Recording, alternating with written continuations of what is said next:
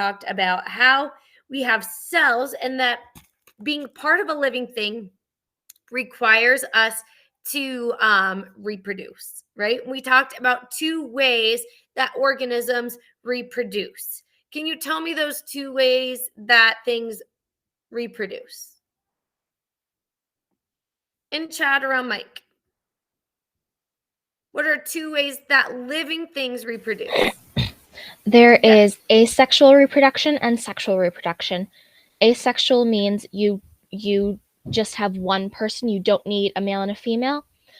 But sexual reproduction, you need a male and a female to make a baby, just like a human.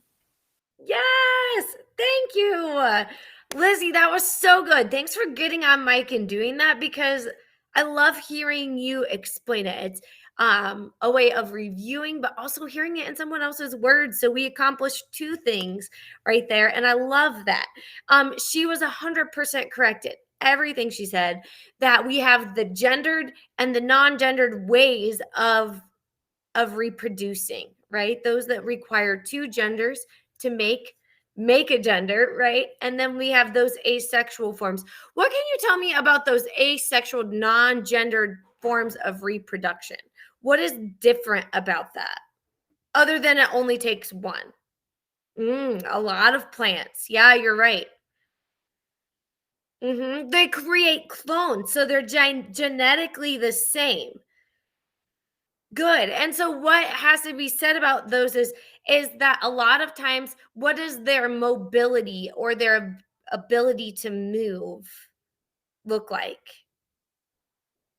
Good, not that high. They stay put, right? They're what we call, a silly word that we use in biology for not moving is sessile. Sessile, all right? Sessile. To be sessile means you can't move around much, right? To be located in one spot. Good. Love it. You guys are awesome. We've recapped a lot of last week in that. So we're going to move into this week, and we're going to talk particularly about those cells. All right. Last we talked about how they reproduce, is that they either do it by themselves or with 2 cells. And then we talked about reproduction, how we start with 1 and we then become 2, and then we exponentially grow. And we looked at Wren's little embryo picture and how we develop from a single cell to a ball of cells to a baby, right? Which is who we are today. So we are going to look specifically at how cells, both in asexual individuals and sexual gendered beings, how we get those cells. How do we get cellular reproduction in an embryo? How do we start with 1 and get 2? How do we start with 2 and get 4? How do we have 4 and then all of a sudden go to 16? How does that happen? That's what we are doing today. So if I could have some of you read our goals for today, what we're going to talk about. Jonathan, was your hand up from before? Are you wanting to read? Hand up from before. Okay. So, Draven, I'm going to have you read the first 3. Oh, Gracie's up there too. Nope, let's do it. So, let's do Draven, do the first 3. Lizzie, orange, Gracie, this magenta. All right. Again, and these are going to tell us about, what are the bricks, right? Are like the cement and the studs, and then some of the walls of our understanding come here, right? We're going to build up on today. So we're not just going to look base level today. There's going to be a few base levels, but then we're going to start building up that triangle today. So go ahead and start us off, Draven. All right. What is mitosis? What are the phases of mitosis? What is meiosis? What are you able to write? Are you able to write the difference between mitosis and meiosis?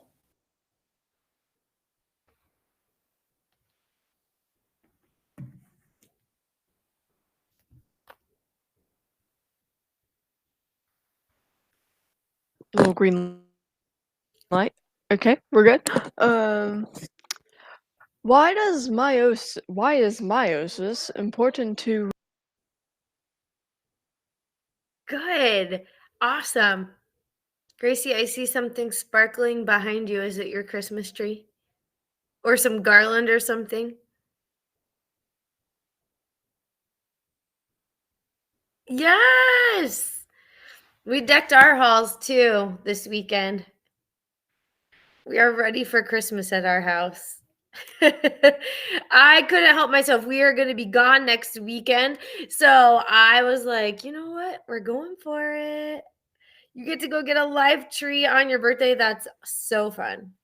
Yes, thank you everybody for participating, for reading, for engaging in chat. We are going to learn about mitosis and meiosis or meiosis.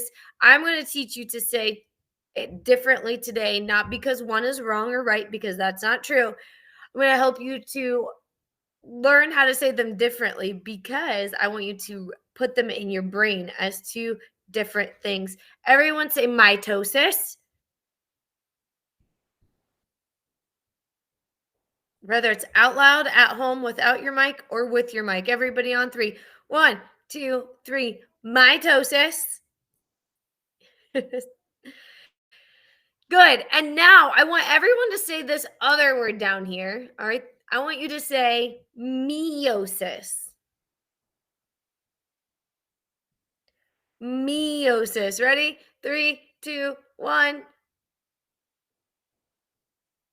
Meiosis. Good. Emphasis on the me. If I asked you to go right now and I asked you to pop on mic and explain the difference between mitosis and meiosis, who could do that right now in poll? You're like, yes, I know what mitosis is. I know what meiosis is. And I could hop on my microphone and tell you what each is and the difference between them. Wow, the fact that we have any smiley faces is impressive. I would think meh or sad faces would be where we start. So that is encouraging. All right. Some of you have learned this before. I love that. So hopefully this will be a review to you because it is an in-depth process. So I would love to be able to take this a step farther for us today than what we know and build on that. All right. Let's move into what our cell cycle looks like. First of all, let's do this for ourselves. I think it always helps to start with something we know. We don't know the cell cycle, or we don't we could guess, but I'm guessing most of you do not. So, this is a clock of your day. All right. Instead of doing 12 o'clock, 1 o'clock, we're going to kind of do that. This is more timeline fashion. All right. This point up here is you get out of bed. Okay. Once you get out of bed, I want you to use the board tools today. And I want you to put some things. So this is when you go back to bed at night. Is that okay? You go to bed on this side, you get out of bed on this side. I want you guys to tat this up. What does your typical day of you look like? Like it's a timeline of your day. A U cycle. Put it on the board. Do you have privileges? Make sure you have privileges.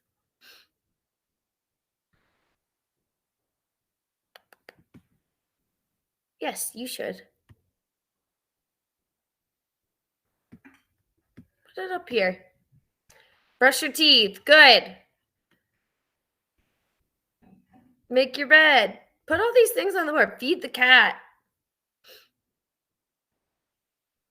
Eat. When do you eat? But where in the day you like to eat? Right when you get up, like 10 o'clock, not till lunch. Feed the lion.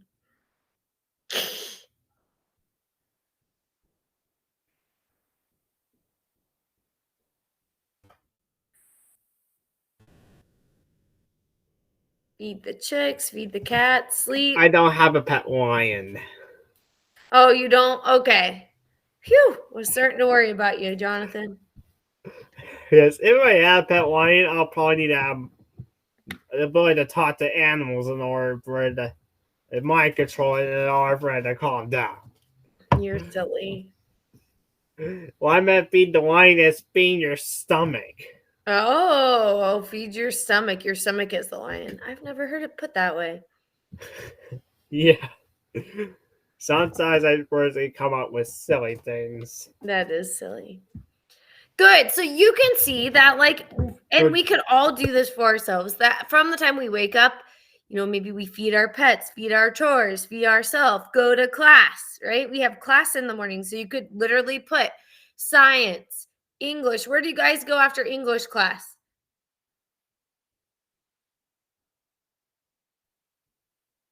History. Where do you go after history?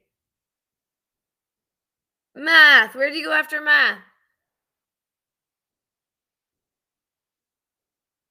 All right, lunch, right? And then maybe help sessions. And then you get out of school, right? Then you maybe have a snack. Then you eat dinner. Then maybe you feed your pets before you go to bed, and then you go to bed. So each one of us have a cycle, right? We have we don't call them cycles. We call them routines, right? We call them what we call them at school, a daily plan, right, of things that we do, and rhythms. We like to call them at my house rhythms. So like with my girls, I have a little daily rhythm sheet. So they wake up and they need to bring their water cups down. They need to make their beds. They are supposed to read a book, touch their soccer ball, right? They can get their breakfast. We do a grab and go breakfast around here. They can get a yogurt or some fruit or a granola bar, right? Or I make little bags of mini muffins that I have cooked ahead of time. They grab some of those. We all have these routines. What do I always have with me in class? What am I always drinking while the rest of you read? Water or my coffee most of the time, right? I got them both today. Right? So I have a routine. I get up in the morning, I do my studying, I get some coffee, I come to class, right? I grade some work, I call you to check in on your attendance or your assignments. We all have a cycle, so to speak, but we look at those as routine or rhythms or a daily schedule or plan. And our cells also have a kind of rhythm to their being. And this is a peek at theirs. All right. So you can see over here, let's look clear over here on the left first. All right. Then what do cells do? Well, for 9 hours of their day, they grow. For 9 hours of their day, they grow. For another 10 hours. Inside their nucleus, the DNA works on copying itself. It replicates itself. So we grow, we go into that nucleus, and if we went into that nucleus, we could watch the DNA making a copy of itself. Then for another 2 hours after we have that copy of the DNA, our cell prepares for what we call cellular division. And then after that 2 hours of preparing, right, it actually goes through cell division, or what we call mitosis. All right, everybody type that for me. Mitosis, MITOSIS, equals cell division. It's the process of a cell dividing from one cell into two cells. In mitosis, you are getting one cell, and it spends how many hours copying its DNA? It spends 10 hours copying its DNA. So what does that tell you about the cell that comes at the end of this? Is it the same or different? It's an exact copy. It's a clone. So in mitosis, we are dividing cells to make identical or cloned cells. Okay? That needs to go on a little index card, like I tell you, to keep by your desks, right?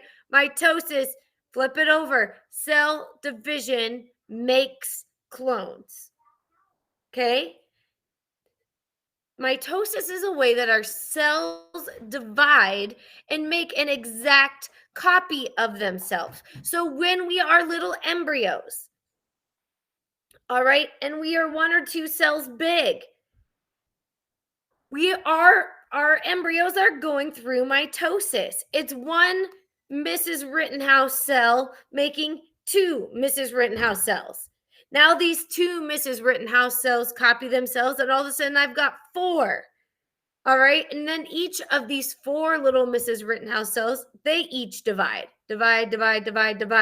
So from 4, we get 4 more. All right. We exponentially divide. All right. We duplicate and duplicate and duplicate. And that's how we grow as embryos. That's also how our body is constantly maintaining itself. All right, that is how cells grow to make clones of one another. This takes us all the way back, remember, to our cell theory that says all cells, all right, if it's alive, it's a living thing, it came from a pre-existing cells. It was reproduced from another cell. All right. So we are going to look through the life of a cell, and there's going to be, just like we have morning, noon, and night, there are 3 parts of a cell's day. Okay? Morning is what we call interphase. All right? Morning is what we call interphase. All right? We're just comparing this. Interphase is this. Interphase is all this stuff that happens before we go into mitosis. All right. Interphase is the typical coming and going of the day. All the normal things that happen other than cell division is what happens in interphase. All right. We're going to say noon or noontime is what we call mitosis. All right. Mitosis is, or we could say, I guess, noon, afternoon. Let's say afternoon. All right. We have morning, afternoon, and evening. Afternoon is mitosis. It's when our cells actually go through the process of becoming 1 to 2. All right. It's what's going on right here in this picture. All right. We used to have one of these. During the process of mitosis, this guy is actually moved and morphed into 2 pieces. All right, this is mitosis. What we're about to see here that's not happening is eventually this right here will pinch off, and it'll go from 1 cell to 2 individual cells. What we call that is cytokinesis, or the splitting of our cytoplasm. All right. We're going to compare that part of the cell cycle or the cell day to evening. Okay. So just like we have 3 parts of our day, morning, afternoon, and evening, the cell has 3 parts of its cycle: interphase, mitosis, and cytokinesis. All right. It's just like if you have morning, your school day, and evening. In the morning, you wake up and you get yourself ready for class, right? I don't care if you do minimal. Like today, Mrs. Rittenhouse threw on a hoodie and threw herself hair in a ponytail, right? I got my lesson in. All of these things are things that I woke up, got my coffee, got my water, got my, went through your assignments, checked my email. These are things that I do every morning as I prepare for class. You guys do things in the morning to get yourself to class, even if you're not doing a whole lot, okay? So interphase is when the cell gets ready for cellular division. Cellular division is a productivity thing, right? It's just like your school day. And then cytokinesis is like their evening. It's when those two cells pinch off and become two different cells. Do we feel good about this part? Knowing that we have the interphase part. Interphase is not a part of mitosis. I'm going to say that again because this could be a test question. All right? Not just in class, but in March when we take those tests. Interphase is not a step of mitosis. I actually got confused of that as a biology student. I always wanted interphase to be the first step of mitosis. It's actually not. It's what happens before mitosis is interphase. So we have interphase. Another part of the day is mitosis. Another part of the day is what we call cytokinesis. All right. So let's take a look at that first step of mitosis, not interphase. All right. Interphase is before that. It is the stage before mitosis. That is what we look like here on this chart, where we're growing and our DNA is duplicating. Go ahead and type your chat or question in chat for me.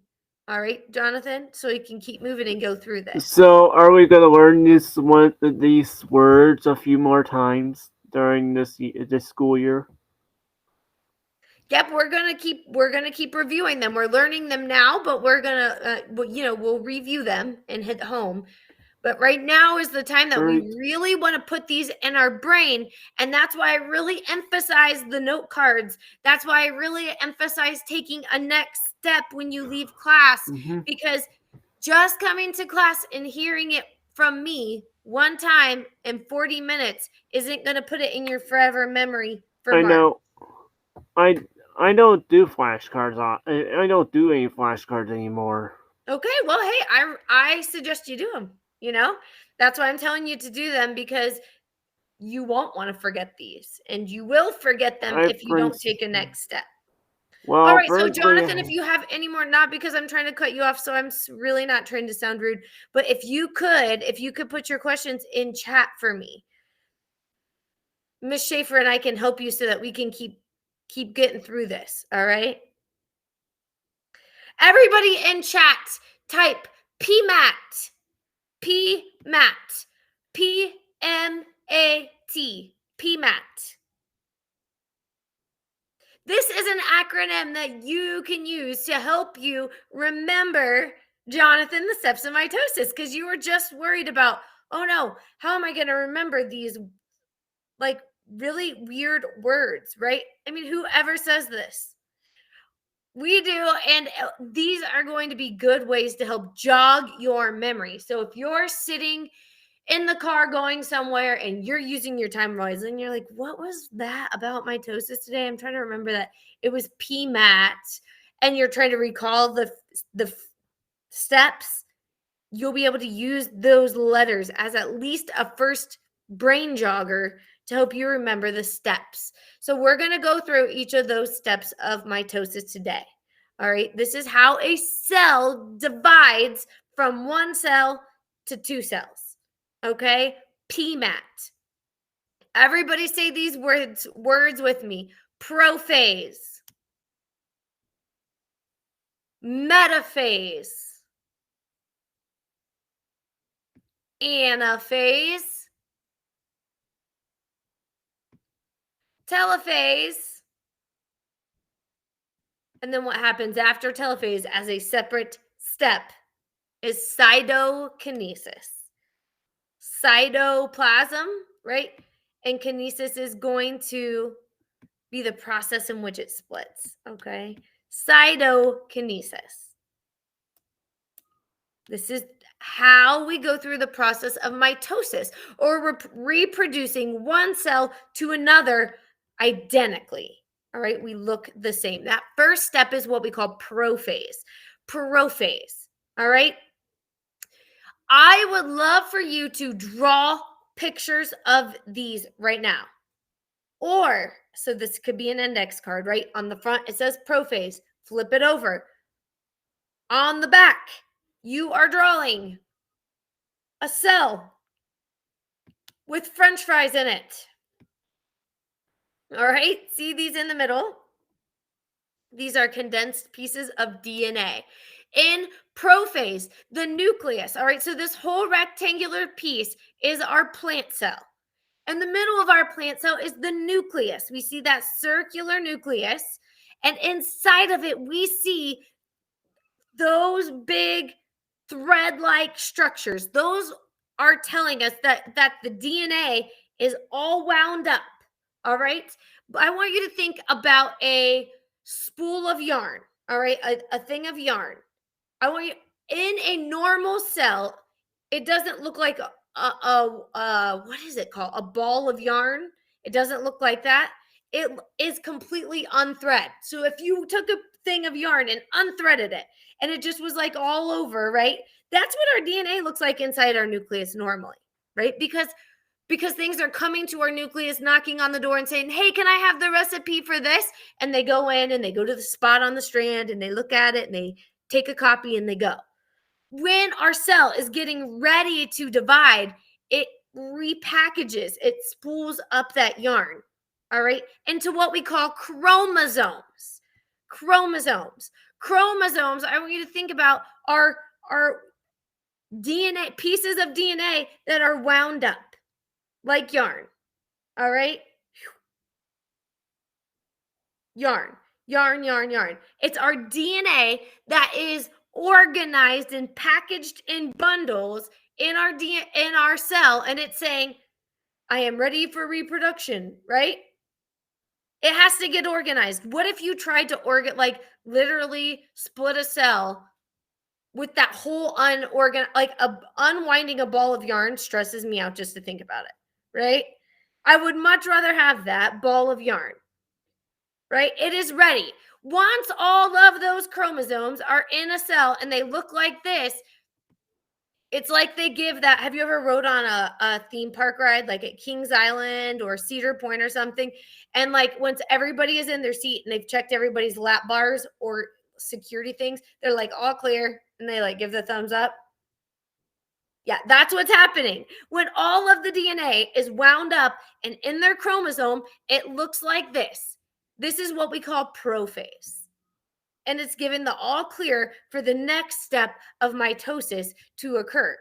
And the reason that we want them to be all bundled up in those nice little yarns is because they all line up in the middle of the cell. I always remember that metaphase happens at the middle of the cell. Look at that.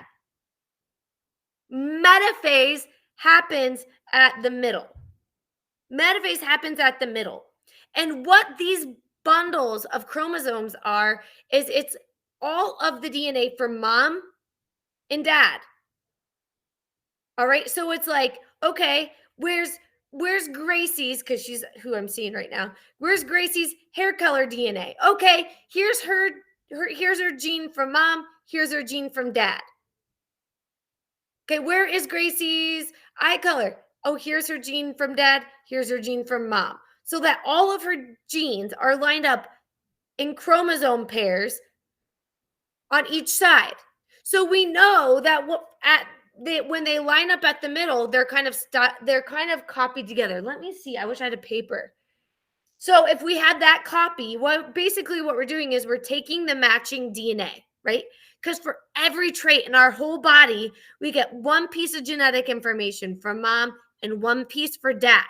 And so we're putting them in the chromosomes, and at metaphase, what we're doing is we're matching them up at the middle of the cell, and we're stapling them together. Okay, so we've got Gracie's eye color from mom, Gracie's eye color for dad, check, staple them together. Gracie's hair color from mom, Gracie's hair color from dad, check, staple them together at the middle. all the way through every piece of DNA in your body. They are lined up down the middle and stapled together by what they code for, right? All of their codings. You get one from mom, one from dad, every piece, every letter, every instruction in your DNA. And we make them meet up together at the middle and we staple them together. This is metaphase. You not only need to know what happened in metaphase, but you need to be able to know what it looks like. You need to be able to spot a cell in metaphase. You'll be able to spot a cell in metaphase because you'll see those chunky chromosomes stapled together. See how they kind of look like they're together here at the middle of the cell. All right. Once we have all of our DNA correlated with its pair at the middle, stapled together by something we call a centromere. All right. Our cellular staples are called centromeres. All right, where they're joined. Once we have everything lined up, our cells go through what we call anaphase. And they say, okay, now we're ready to divide. And they divide. They pull to each side. How cool is that? So that each cell gets a copy of all the same genetic information. We don't want to lose it out. All right? Yep, anaphase goes on a flashcard too. You like my sound effects? So this is just kind of like a big giant, metaphase is like a checklist to make sure the same DNA gets into both cells. Because if all of the DNA doesn't get into both cells, can that cell live? Can that cell survive? Give me a thumbs up or thumbs down. No. That cell cannot survive without the DNA.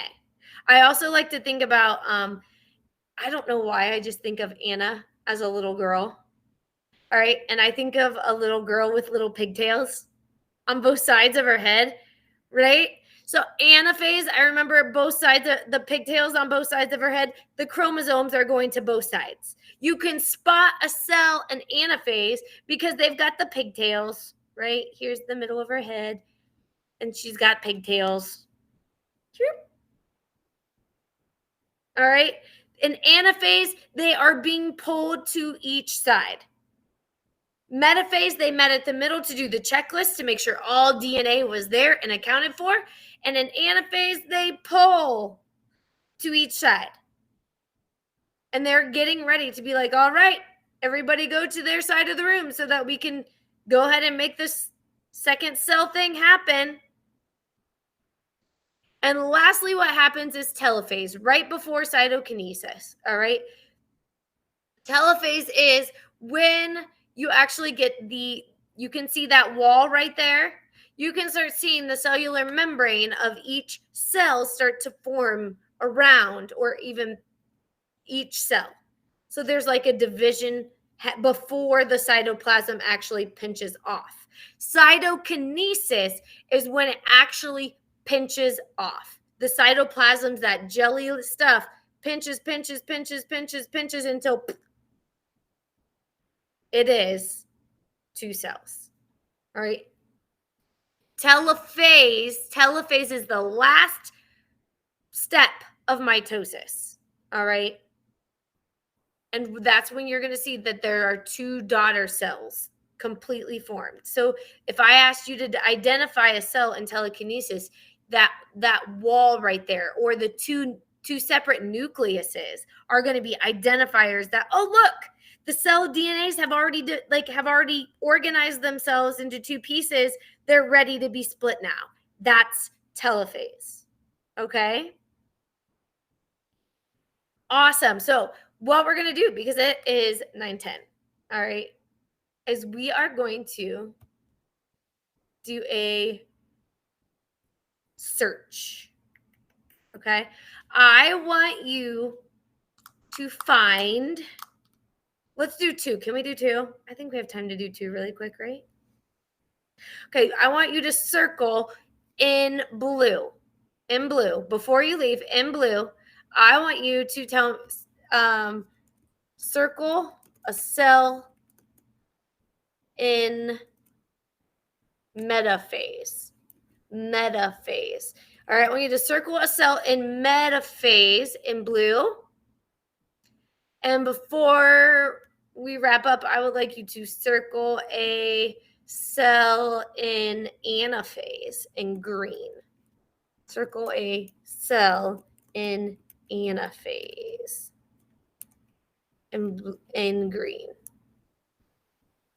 Okay? In blue, I want you to circle a cell in metaphase. Good. There's a cell in anaphase. Don't be shy. Good. We see here that someone circled a cell in anaphase, right? Remember, they're pulling to each side. Anna, the little girl with the pigtails, with the chromosome pigtails on each side. Metaphase, right, is where the chromosomes of each side do roll call.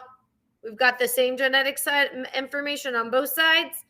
They line up at the middle. Yeah, you're right.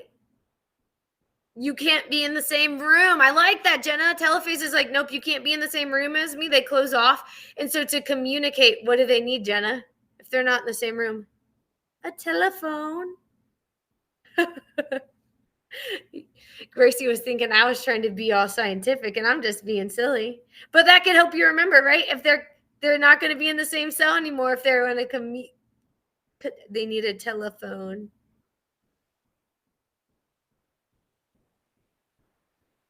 That's funny. Good. You guys are doing a great job.